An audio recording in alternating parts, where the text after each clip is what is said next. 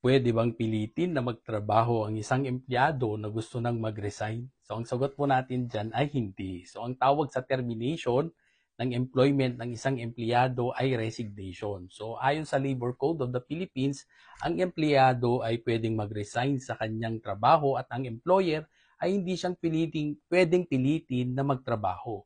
Pero the employee has to serve a written notice on the employer at least 1 month in advance.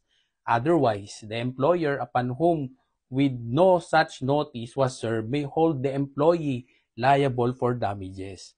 So ito ay nasa Article 285 ng ating Labor Code. So sa ating Article 285, diniscuss niya ang tungkol sa termination by employee. So an employee may terminate without just cause the employee-employer relationship by serving a written notice on the employer at least 1 month in advance. So the employer upon with whom such notice was served may hold the employee liable for damages. So importante na mag-notify po kayo sa inyong employer, otherwise you will be liable for damages. So letter B po is an employee may put an end to the relationship without serving any notice on the employer for any of the following just causes. So pwede naman po na you can just leave your post, okay, without the need to notify your employer for the following reason. So, unang-una po dyan, if there is serious insult by the employer or his representative